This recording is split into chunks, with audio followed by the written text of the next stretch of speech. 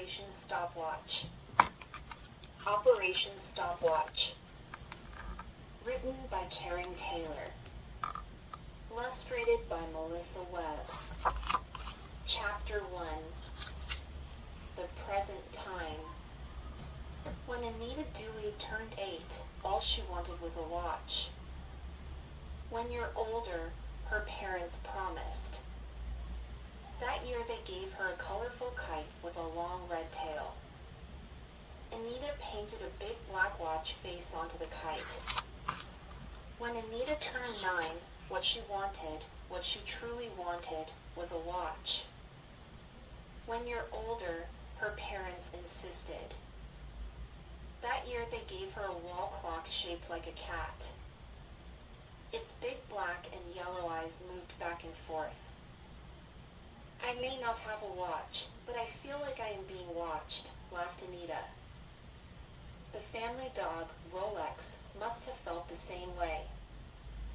She refused to go near the new clock. On the morning of Anita's 10th birthday, Rolex jumped onto her bed and licked her face. Ugh. Dog breath, said Anita, pushing Rolex off. Then she noticed a note tucked into the dog's collar. Happy 10th birthday, it read. Come and have your birthday breakfast. Yes, yelled Anita as she leaped out of bed. In the kitchen, Anita's father was making birthday pancakes. There were 10 golden pancakes with lots of butter piled up on a plate. Happy birthday was written in maple syrup, but the syrup had run, so it looked more like a finger painting. Hooly dooly, said Anita. Our big 10-year-old, said her father, pushing a present toward her. Happy birthday, Anita. Anita was disappointed when she saw the huge wrapped present. No watch here, she thought sadly. Hurry up, Anita. I'm late for work, said her father, wiping his hands on his Kiss the Cook apron. Anita unwrapped the brightly colored paper and opened the box. Inside was another brightly wrapped box. Unwrapping this box, she found a smaller wrapped box. Each time she thought she'd found the present, there would be another smaller box. Finally, there was only one small box left. Anita opened it to find nothing. Wow, she said lamely. Thanks. Her mother stamped her foot. Huey Dooley, did you forget to put the present in the box? Anita's father looked sheepish, then suddenly whipped something shiny out of his apron pocket. Tata, he announced. Happy birthday, Anita. It was a watch. Anita smiled at her parents. Thank you. It's perfect, she exclaimed. Anita could hardly believe it. It was a beautiful chrome watch with buttons, dials, and a small compass. It's also a stopwatch, said her mother, pointing out a small red button. Anita pressed each button to see what would happen. Gotta go, said her father, grabbing his briefcase. I'm already late. He picked up his coat. But Dad, Anita started to say.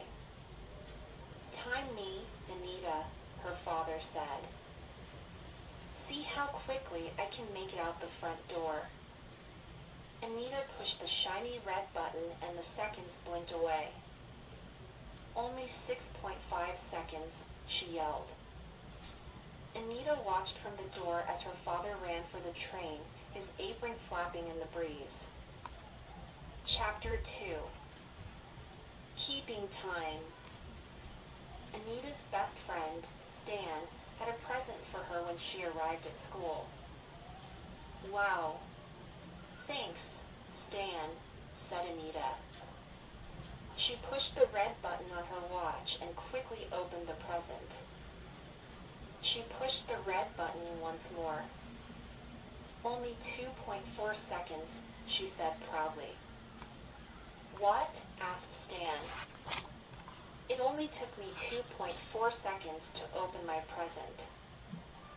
I timed it on my new watch. Anita waved her watch under Stan's nose. It's also an alarm, a compass, and a stopwatch, said Anita. Nice, said Stan, as he watched Anita shove the presents he'd given her into her school bag. There was a book on dinosaurs and a notebook with T-Rex dinosaurs on the cover. Stan had spent ages choosing the presents, but Anita hadn't even looked at them. Come on, said Anita. Let's time how long it takes us to get to class. Right through the day, Anita used her stopwatch nonstop. She timed how long it took the teacher to write notes on the board. She timed how long it took her classmates to answer questions. She timed Stan getting his lunch, eating his lunch, and putting his lunchbox away. Then she scribbled notes about all of this into her new T-Rex notebook. What are you doing? Stan finally asked. Anita tapped the pencil on the page. Her eyes shone with excitement. She whistled a strange off-key tune. Stan groaned. He had seen Anita like this before. What bright idea do you have now? He asked. What do you mean? Asked Anita. Stan had known Anita for ages ever since they were little kids. Sometimes Anita had the strangest ideas. Like the time when she labeled everything in her room so that she could learn to spell. She even made Stan wear a label when he came to visit. Then there was the time when she only ate food that began with the letter C. Once she gathered old newspapers and planted them in the backyard. I'm recycling them into trees, she explained. Stan knew that when Anita started whistling, she was up to something probably to do with the watch. Chapter 3. The Plan. That day after school, Anita went straight to her bedroom and shut the door. Are you feeling sick? Asked her mother. I'm fine, said Anita. She wanted to be alone to think. Soon she was scribbling and drawing diagrams in her notebook. Rolexes scratched on Anita's door.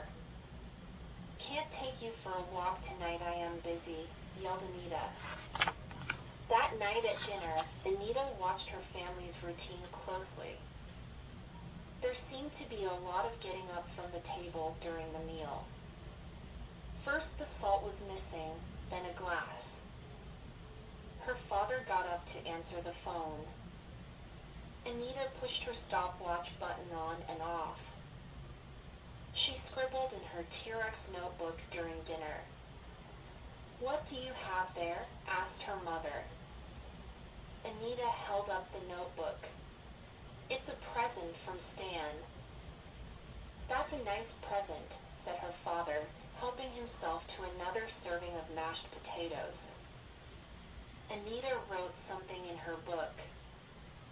When everyone had finished eating, her mother said, let's clean up. Then we can have birthday cake in the front room. Anita pushed her stopwatch button on and helped her mother clear the table. When they'd finished, she turned off the stopwatch, shook her head at the time, and made a note in her book.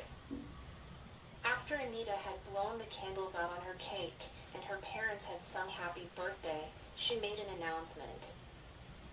As you know, I'm 10 years old now, she began. Anita spoke so seriously that her parents knew that she was up to something. Anita cleared her throat. As I said, today I am 10 years old. Double figures.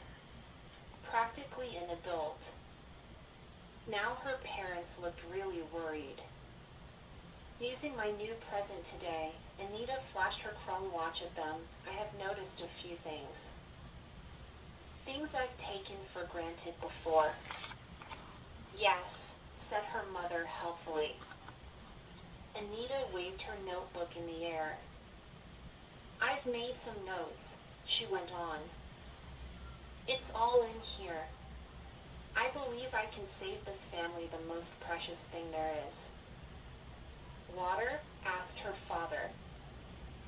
Love? Said her mother. Rolex padded into the room and dropped her lead at Anita's feet. Anita ignored her. Time, said Anita. I'm going to save you time. Chapter 4. Saving time.